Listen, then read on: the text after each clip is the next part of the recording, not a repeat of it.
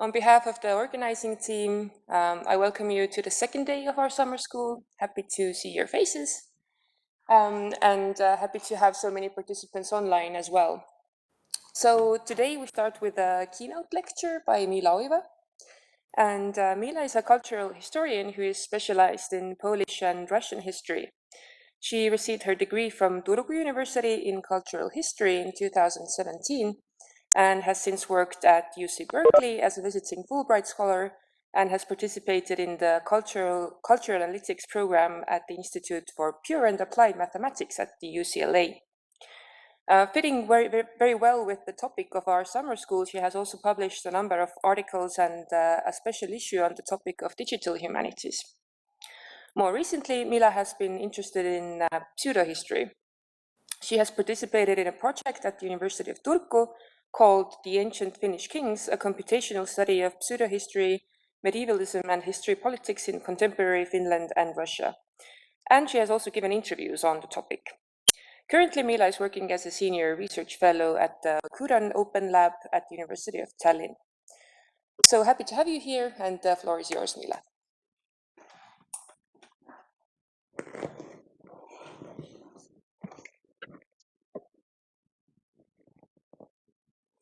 Okay, now I should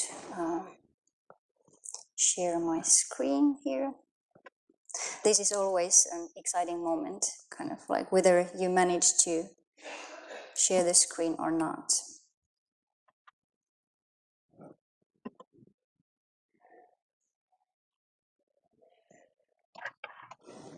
Okay, we are there. Before I actually start, I want to tell that I have some extra copies of a book titled Digital Histories, Emergent Approaches within the New Digital History, co-edited by me and two of my colleagues over there. So if somebody is interested in, please feel free to take a copy for yourself or your colleagues. So I won't need to carry them back home again. I will be very happy. Okay, so I will start recording so that I will not go over time, and we will have some time also for discussion. Okay, let's get to the business. Some of you might have encountered stories that tell that actually there was a huge ancient Finnish kingdom that covered the whole Eurasia for tens of thousands of years.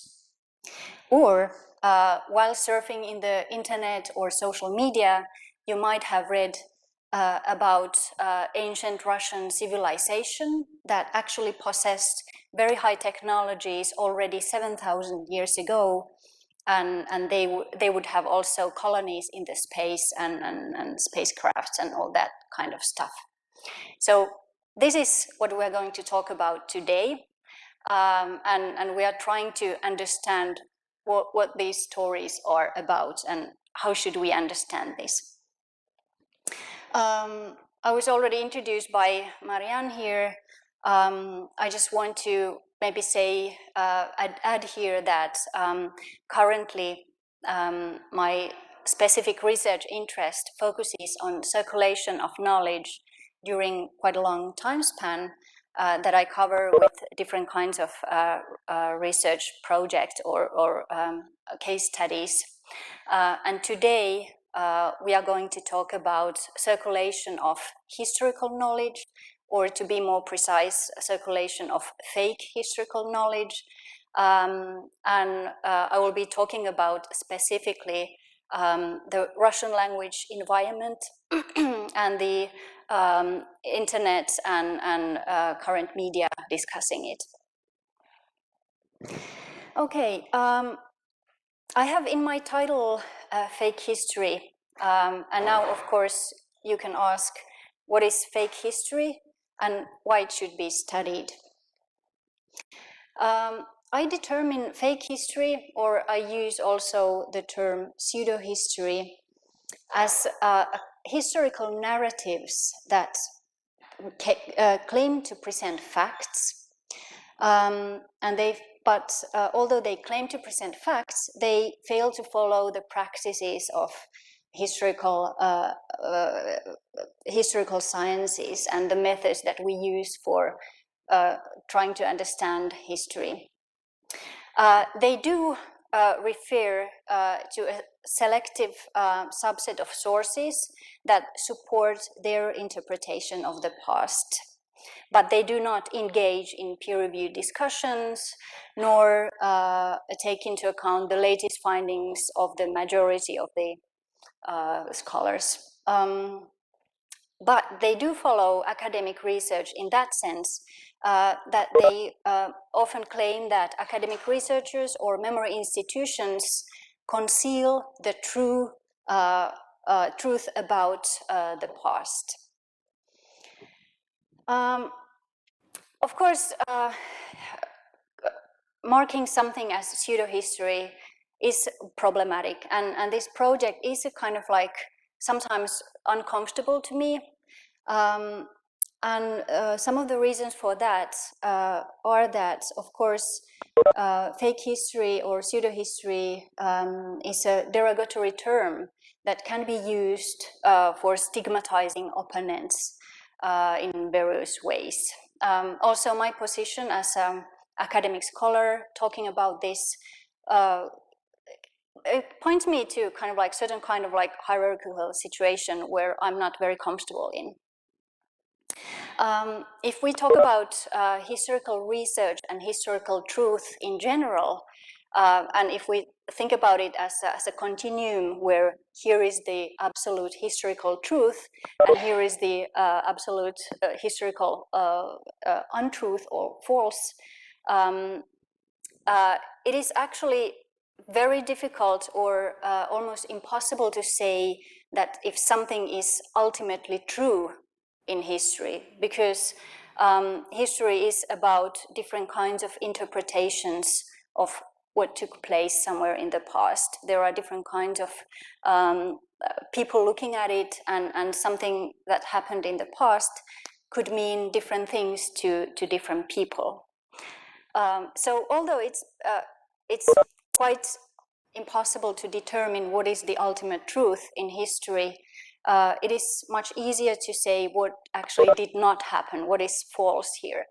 And especially it is easy to point out if it is used for or misused for making some contemporary claims about today's politics, for instance.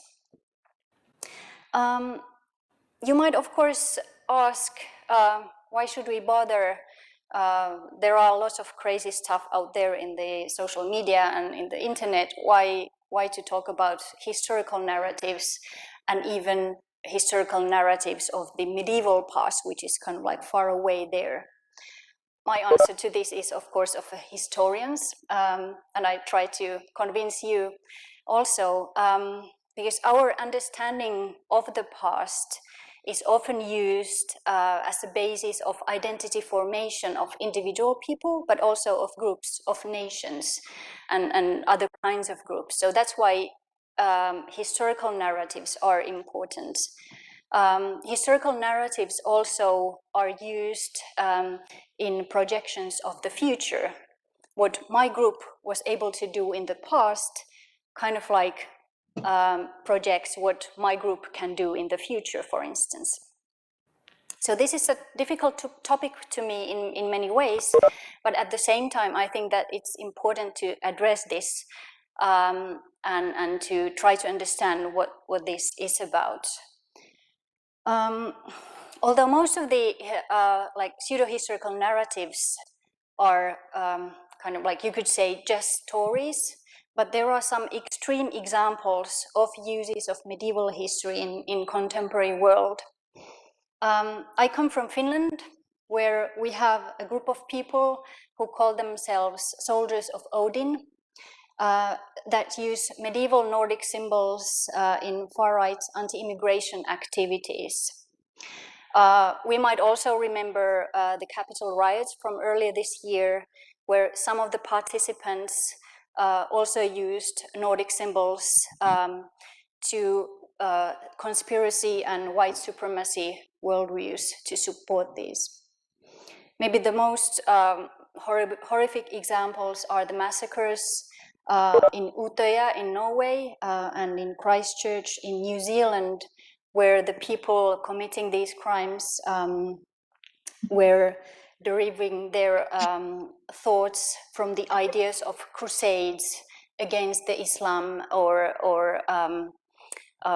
people of supporting, in a way, Islam or Islamization of Europe as they thought. So all these are examples of using symbols and banal ideas allegedly taken from European medieval history to make racist and political claims and to promote xenophobia.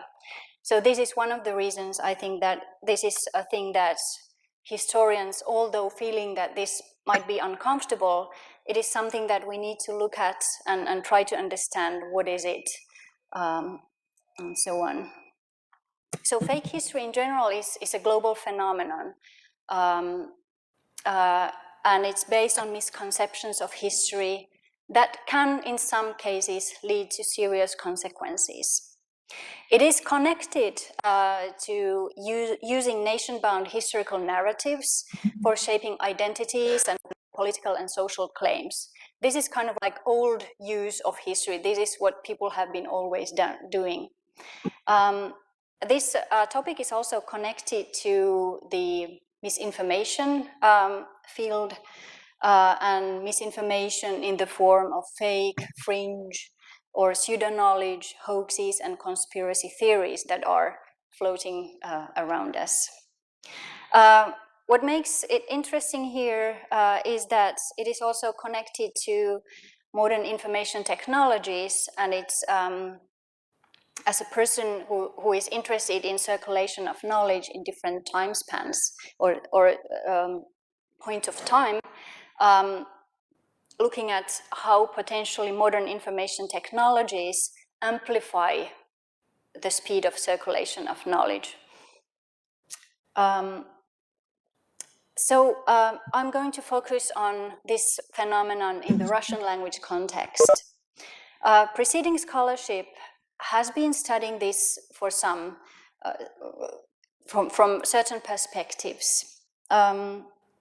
Majority of the studies have been exploring this phenomenon through individual case studies, focusing on a small subset of data and close reading, or there are quite a lot of theoretical conceptualizations without systematic study of data. Traditionally, when historians study uses of history, we often focus on kind of like authoritative sources. We look at how history is being told in school books, what kinds of monuments there are, what does the newspaper say, or for instance, how the state authorities talk about history. This is what is done often, but what is done less frequently, and what has been also more difficult before internet and social media, is to look at historical discussions in population, in kind of like popular discussions.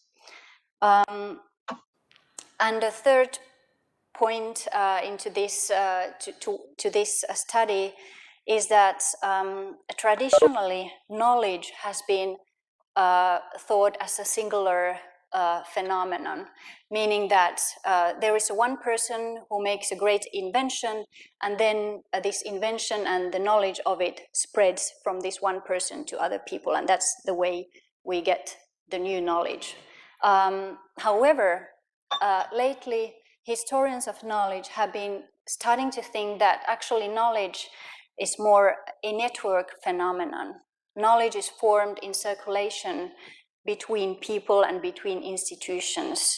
And therefore, it is maybe better to look at not a singular text, but a text and the circulation as a whole.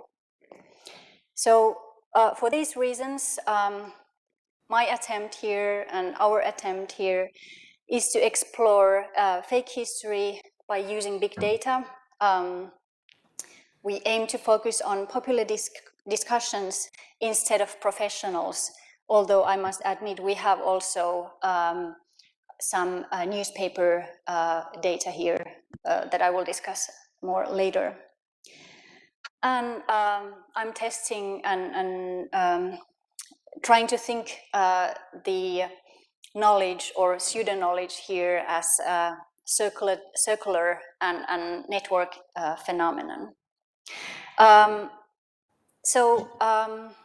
The research questions in this project are that we aim to understand first what this phenomenon is, how widespread it is, in which context it is located, and how it is formed. This is still an ongoing project, and I don't have any kind of like final answers to give you yet, but my aim is to talk about the data acquisition, and what kinds of methods we have been using so far, and what kinds of preliminary results we have. And I hope to discuss them later with you. This project is related to a larger project that is taking place at the University of Turku, that is led by Reima Välimäki. And the aim of this project is to study pseudohistorical narratives both in the Finnish and in Russian World Wide Web. The data that I have, or we have for the Russian part of this project consists of two parts. First, we have approximately 1.5 million web pages, blog, and discussion forum posts that were scraped in fall 2019. The other part of this data covers approximately 300,000 newspaper articles that were taken from Integrum database and that cover years from 1991 to 2018. And we are, of course, focusing on newspaper articles that discuss Russian medieval history, or at least mention it. Like yesterday's excellent keynote lecture pointed out, there are always limitations in the data, and so my data is limited as well. First of all, the scrape data from the internet gives a snapshot of what was available in the internet for a random server at that specific moment of time. Although there are some websites that or texts that were put online earlier, like during earlier years, but this is kind of like, it's a frozen moment because there might be some websites that were created earlier and have disappeared. So this is kind of like frozen set in that sense, in the temporal sense. Another limitation is that we don't have social media accounts, and we know, at least based on the Finnish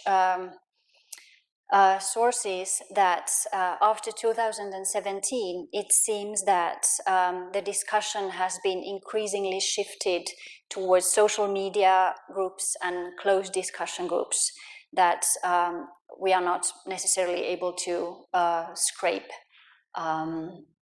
automatically. And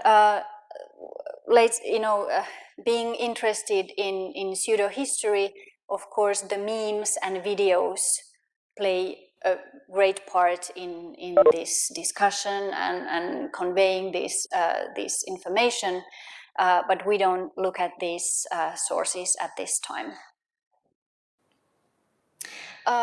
Here are some of these, some of the colleagues that I'm working with. So I would not be able to do this alone, and I think that it's quite often, in many cases, that it's better to work in collaboration with other people. Now that I have introduced you to this topic, it's time to give the overview of the talk. So we will move on to talk about what are the fake historical narratives like. Then I will touch upon the question of what is the position and context of fake historical narratives, where they are located. And then I will talk about how do the fake historical narratives circulate, and then I will try to give you some concluding remarks.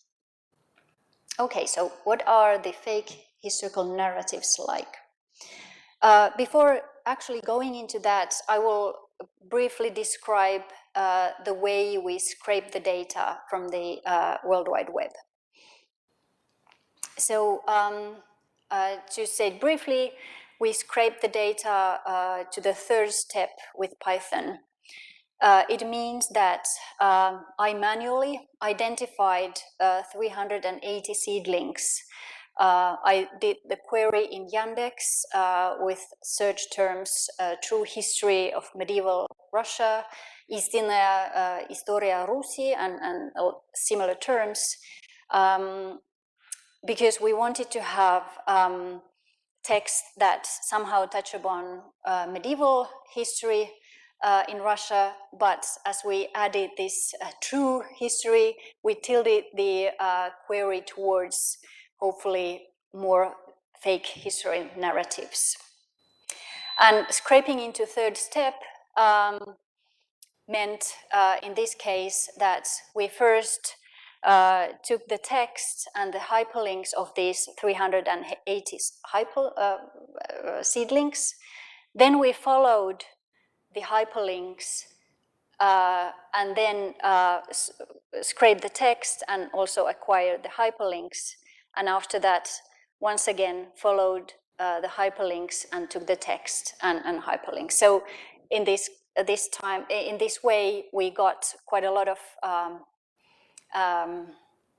different websites and blog posts and discussion forum posts. And the reason for this was that we wanted to kind of follow who are followed by the users and the people who create the websites, and not kind of like only focus on what we know and what kinds of like websites we know about. In this way, we got quite heterogeneous overview on the discussions of medieval Russian history. So in this data set, we don't have only pseudo-historical text, but a lot of different kinds of texts, from digitized books and websites of scholarly projects. There are a lot of school essay sharing platforms in the Russian internet. There are history hobbyist websites, discussion forums, and articles and blog posts, different kinds of approaches and different kinds of people writing about Russian medieval history. What is interesting about the historical discussion in Russia is that there are actually two, you could say, official histories. There is the history of academics and history of the leaders. They sometimes overlap, but there can be some kind of like different emphasis. And around these two official histories, there is a mosaic of different kinds of marginal and alternative interpretations. In comparison to many West European countries, the state officials in Russia are strongly involved in forming popular historical views that they would hope would support their policy. So this is kind of like difference to some other countries. And if I want to generalize what are these, what is the field of fake historical narratives like in Russia, I want to emphasize that there is no one kind, but there is a variety of different kinds of texts. There are neo-paganists, there are UFO believers, ultra-orthodox, conservative, patriotic, and right-wing extremists, and everything between that. To give you two examples of what kinds of narratives we are talking about. Here is one example that is titled The Forbidden History of Rus, Запретная история Руси. The main claim and main statement of this quite lengthy text is that contemporary Russians are actually descendants of the Goths, the Gothic nation. They had a great state in the region between the Baltic and Black Seas for 6,000 years. And Russians are not originally a Slavic people, but they adopted the language because of trade relations. And what is interesting about this text is that here the Orthodox Christian Church is seen as an enemy of the Russian people because the church wiped away the original Gothic culture and tried to conceal the truth about this. Another example is a little bit different. This is titled Another Look at the History of Rus, Другой взгляд на историю Руси. Here the main argument is that the West has been going on information war against Russia already for centuries. The West propagates the false information on Russian history with the help of the Russian education system. They were aware of the teachers. And here the West wants that Russians will not know about their glorious past so that they will have low self-esteem. But in reality, the Russians have been controlling a vast territory for thousands of years and possessing high technologies. And in contrast to the first example here, the Orthodox Christianity is seen as a natural part of Russian culture and Russian nation. So although these texts are a little bit different, they have different emphases, it's possible to see that there are certain kinds of major characteristics within these pseudo-historical texts. They have often grand narratives of the glorious past of the nation, and they seek for basis of identity, and there is a kind of desire to feel proud of your own nation or your own ancestors. And it's quite interesting that the moment of originality, when everything was okay, everything was kind of normal, is in the past, and then something happened and now it's chaos and we need to go back to this moment of originality. What is also very often the case is that nations are seen as unchanging entities. So what is today's Russian nation? It's the same that was 7,000 years ago, and it has the kind of the same soul that continues to exist here. And what is I see really problematic in this is that nations are seen as unequal in this worldview. So because there are unequal nations, it is important that you show that your nation is greater than the others. And the greatness is measured by control of vast territories and other nations, possession of high technology, moral superiority, and length of history. So great history also guarantees a great future. So in these narratives, also past and the future are interlinked.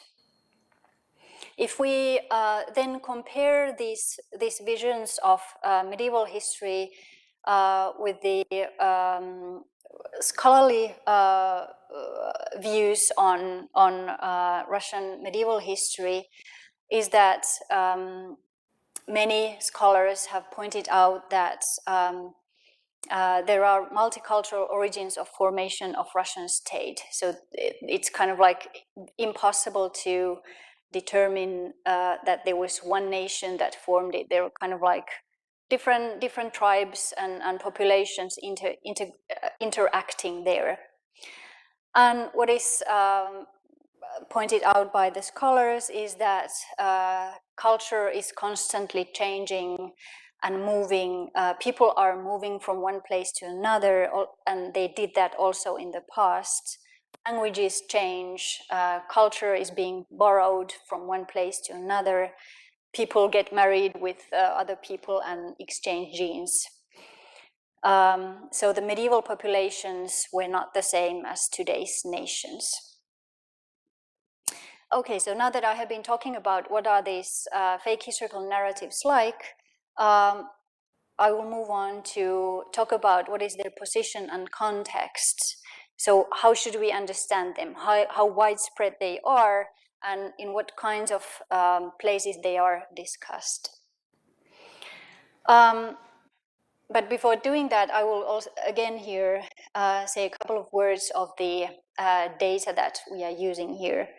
Often people want to emphasize that you should know your data in order to really analyze it, and I want to emphasize that too. In our case, we have two different kinds of data sets, and they are also, in my mind, they are also kind of like different in shape, and they at the same time reveal different angles to this phenomenon that we are trying to study with the help of these data. So first of all, we used different methods of data acquisition here. For the scrape data, we used this expert selection with the selection of seedlings and following the data through the links. While for the Integrum data, we used keyword search of a ready database constructed by someone else.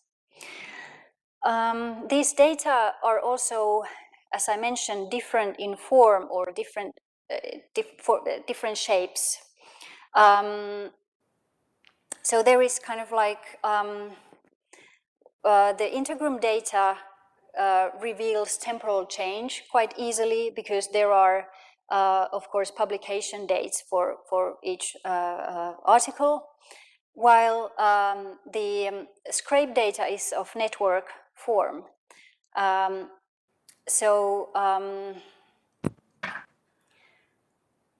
Yeah, now yeah.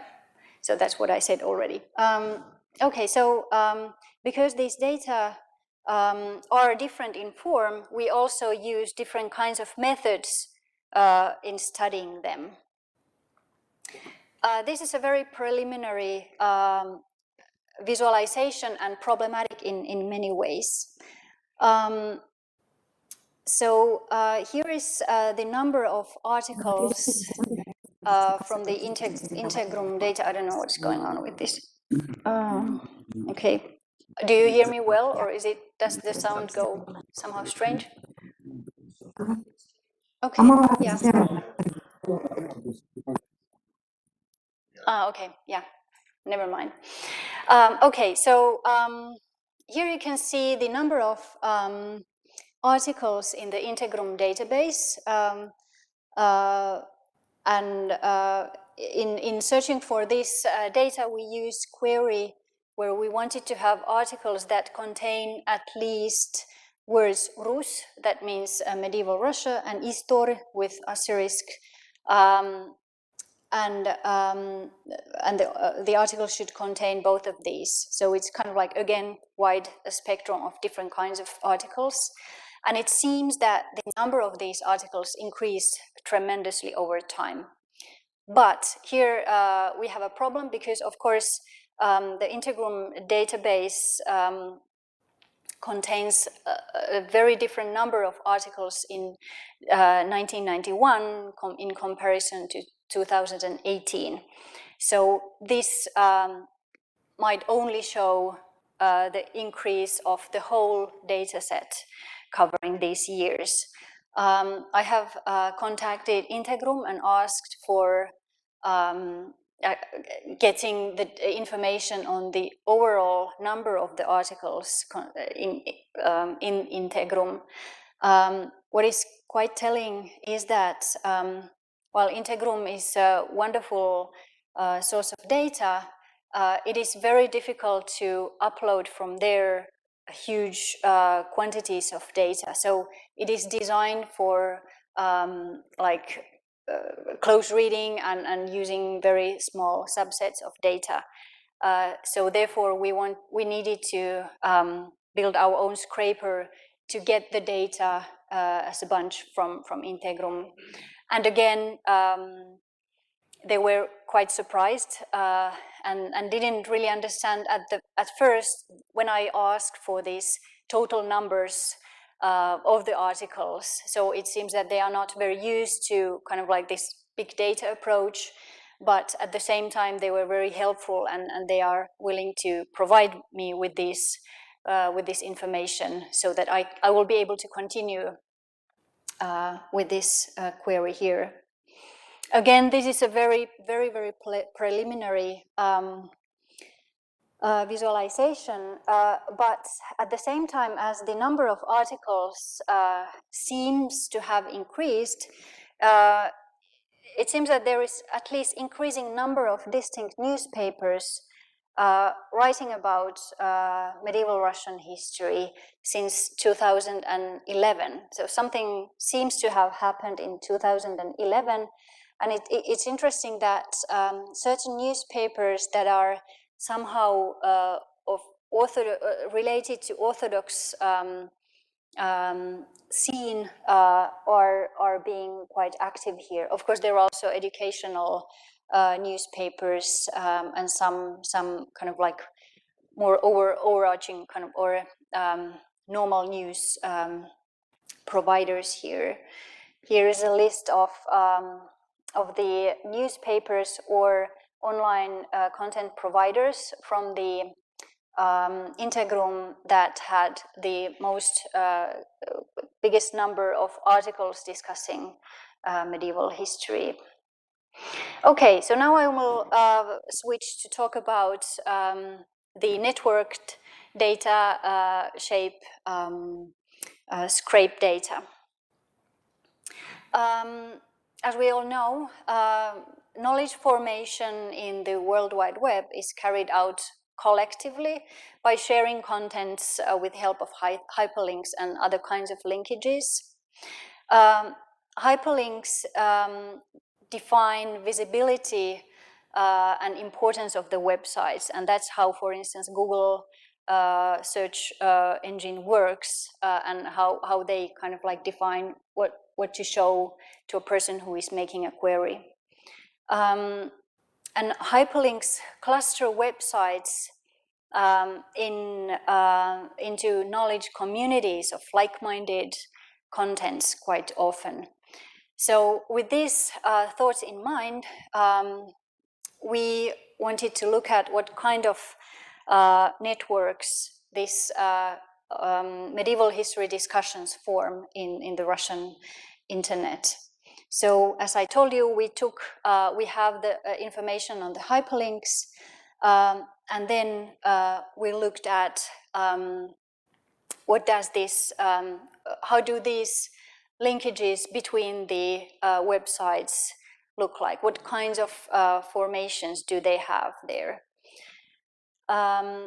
So we are interested in looking at how do the network of medieval World Wide Web discussions look like, and how can we identify historical narratives there?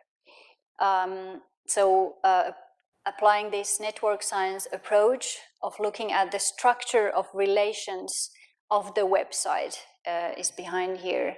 We're interested in looking at what kinds of clusters do the hyperlinks form, which websites are central, which ones are marginal, and how are websites related to each other. So for this, we did pre-processing of data into node and edge lists with R, and then we did visualization of the networks with Gephi. Here is kind of like a map of Russian language web medievalisms. And this is actually, I was expecting more interesting results when I was doing this, but I think that's often the case when you're working on something.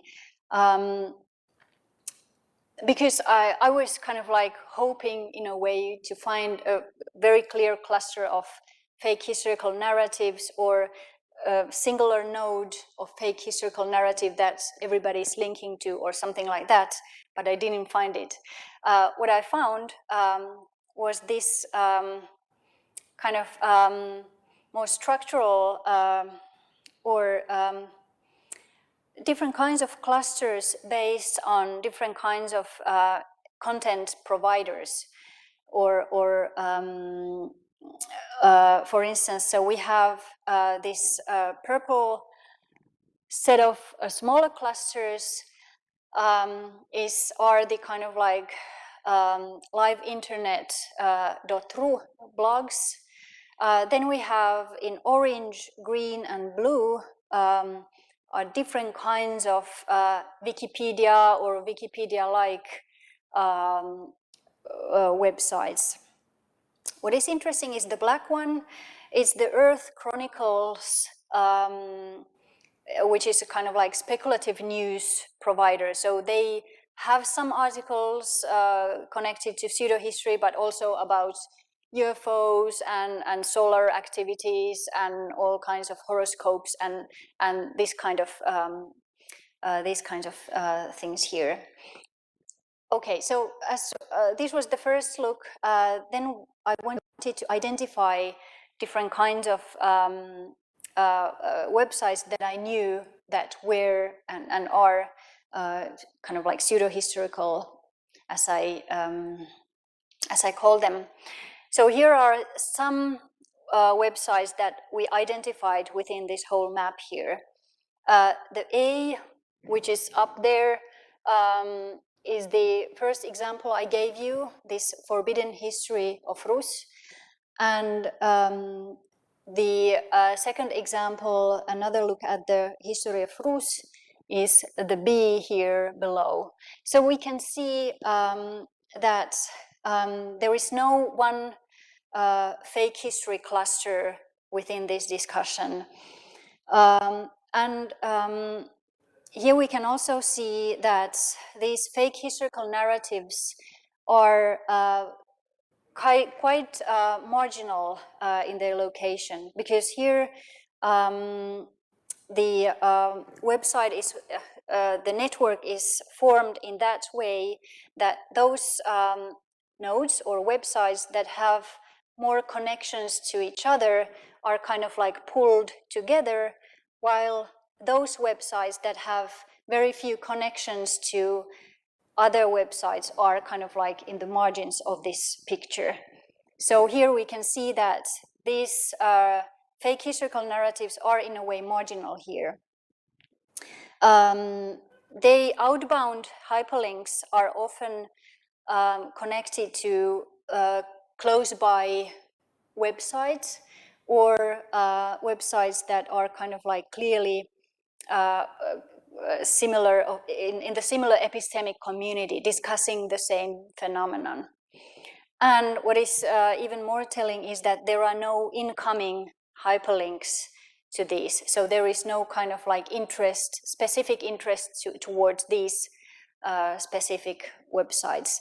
At least when we look at the form of the website. Of course, I don't have visitor numbers of these, and I have not compared whether which websites have received the most attention from the visitors in their internet.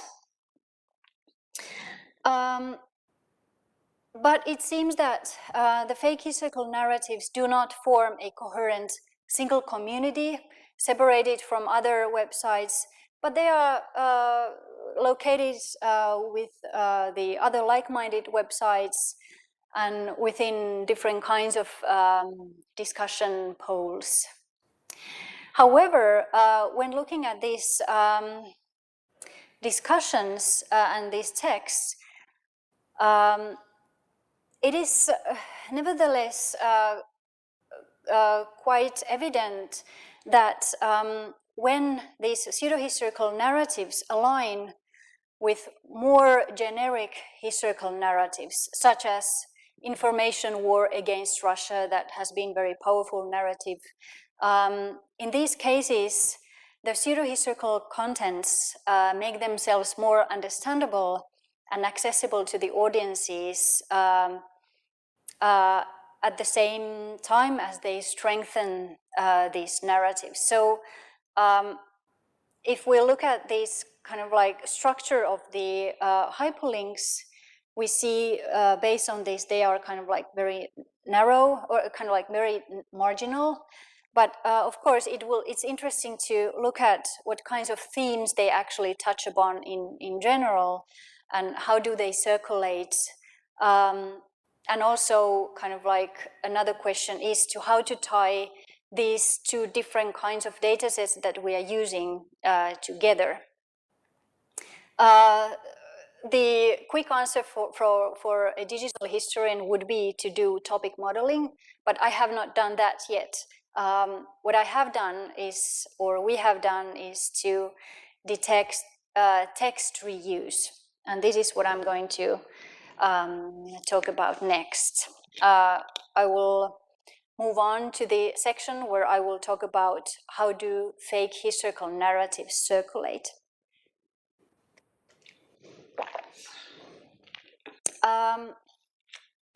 For identifying how do the fake historical narratives circulate, we have used a text reuse detection program called BLAST. BLAST is an abbreviation of Basic Local Alignment Search Tool that was actually developed originally for identifying similarity between biological sequences. So not for text research at all, but for exploring protein chains and how they kind of like, what kinds of like clusters do they form. But it actually works well with the text as well. BLAST has been used for text reuse detection also earlier in other projects. For instance, scholars also from the University of Turku have applied BLAST for text reuse detection in Finnish newspapers and journals, like in digitized collections of old newspapers. And BLAST actually works very well with text that has OCR errors as well. So that's why it worked very well with this old newspaper data. But how does BLAST work then?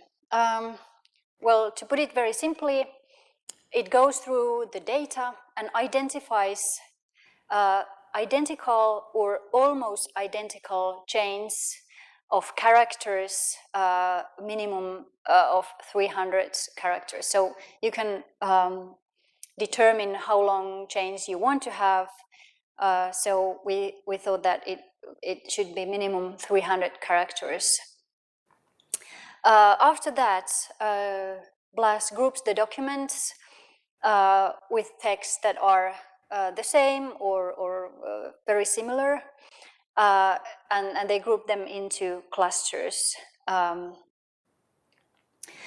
These clusters often contain only like repetitions of one text snippet, but sometimes one cluster can contain two.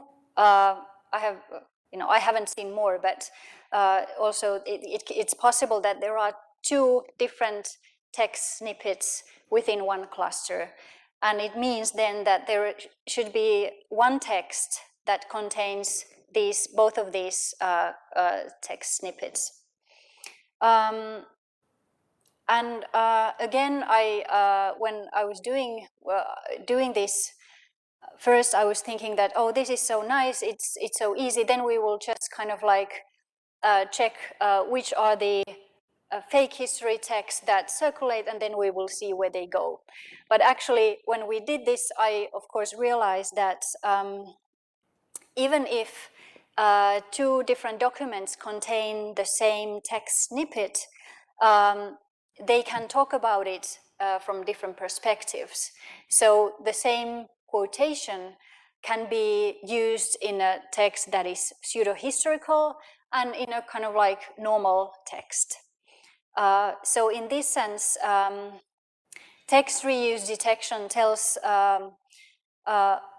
about how texts travel, but not so much how certain interpretations travel.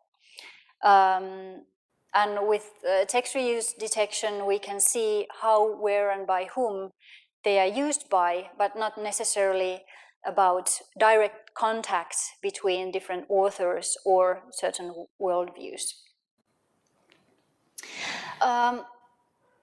After we did this text reuse detection, we were of course interested in looking at which kinds of contents are spreading the most widely in the online environment. And it's quite interesting to see that kind of like really old discussions prevail in these in kind of like circulating texts in the internet. The most prominent chain that has been spreading there is the discussion on the ethnic origin of Prince Rurik, based on the tale of bygone years, or you can call it Nestor's Chronicle also. And this text was written already in 1113.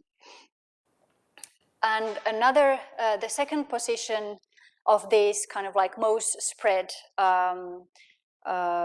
texts is again, it's also about the ethnic origin of Prince Rurik, but it's based on the book written by Mikhail Lomonosov on this topic in 18th century. Only the third discussion is about relations of the medieval Russia and the Muslim world. If we look at this text circulation, it is quite interesting to see that text circulates both in time, temporally, and from one place to another, so geographically. And as I already told, the same text snippet can appear both in fake and in normal narratives, depending on the different framing. Now I will give you two examples of this, or one example of this temporal circulation of text and one of geographical circulation of text. The example of the temporal circulation of text is the discussion on the ethnic origin of Prince Rurik in Russian and Finnish web discussions.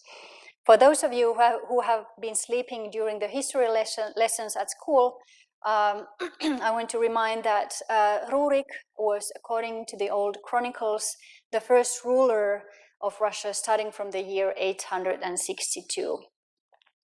There has been debates over his ethnic origin, so whether he was a Scandinavian or Swedish Viking, or of Slavic origin that was also kind of like Norman, having Norman kind of like life.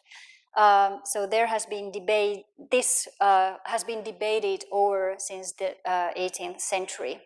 So this debate is very classical in the Russian history discussions, and it's kind of like called as the debate over Norman and anti-Norman theories. Later, the Norman theory has been proved correct, but still the anti-Norman theories that state that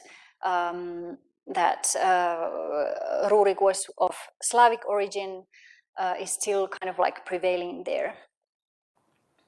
And this discussion is based on the tale of the bygone years and its reprints and reinterpretations.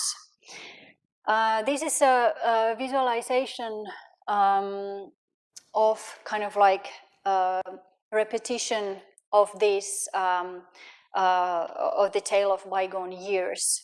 At the top, you can see the text that we can see in our own database, that this kind of like the digitized versions floating in the internet. But looking at these, we can see that they are based on printed volumes, both in Church Slavonic and in various translations that were printed from the 18th to 20th centuries. Before those texts are based on manuscripts that were written in the 16th, 15th, 14th, and 12th centuries. So this is a very long continuum of a text here.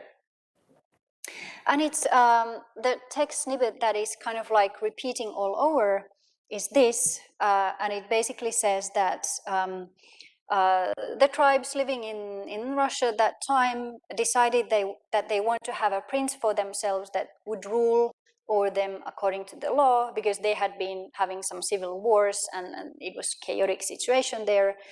And they went over to the sea, to the place where people called Varangians Rus, or others called them Swedes, Normans, Angles, or Gotlandians, and asked for somebody to come to rule over them. And then Prince Rurik came. And this snippet is circulating, for instance, with the digitized version of a book written by Anton Belyakov, The Genuine History of Ancient Russia, that is proponent of anti-Norman theory here. It is also present in another book written by Mikhail Yeliseyev, that is kind of like stating that actually this question about Rurik's ethnic origin is nonsense, because we have had 10,000 of years of Russian history. And then this is also repeated in various Wikipedia websites and other encyclopedias, and also some like websites and blog posts as well. And now about this, very briefly, about this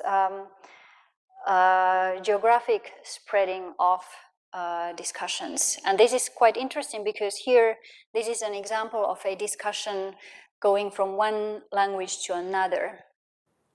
In early 2000s, people started to do DNA tests, and because they became easier and cheaper, and it was nice to check from your own blood what kinds of like relatives you have and so on. So in Russia, some people wanted to test Rurik's ethnic origin with the help of DNA testing. Of course, they don't have access to Rurik's DNA themselves, but they did DNA tests for somebody who is kind of like thought of being a kind of like descendant of Rurik.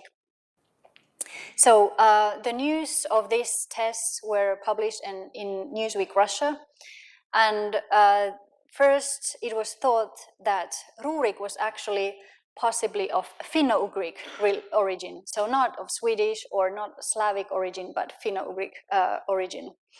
Later, they proved that actually this was these results were false, and actually he was of Scandinavian origin. But of course, nobody paid attention to these corrections, and the speculations, especially in Finland, started to emerge. Here is a kind of snapshot of how this discussion spread in the Finnish internet, and starting from 2007, and how it is still going on. And those of you who know Finnish internet media can see that there are a lot of dubious websites such as vauva.fi, Finsanity, Homma-forum, and these kinds of things. Okay, so this shows that text can be at the same time global and local. they can circulate globally and through that create global reference points, but at the same time meaning for those is interpreted from the local perspective and in the local context. Okay, so now we will get to the concluding remarks. Of course, the work still continues, so I don't have kind of like any final conclusions here yet. I'm still trying to understand this and continue being quite often really astonished about what is going on there. But takeouts so far that I can give you is that, as we can see, fake historical narratives on Russian medieval history are relatively marginal, but they emerge in a variety of different kinds of contexts. The text circulates over time and geographically, but and it's possible that text can be simultaneously global and local. Circulation of a text is not necessarily the same as circulation of an understanding, but sometimes it can be.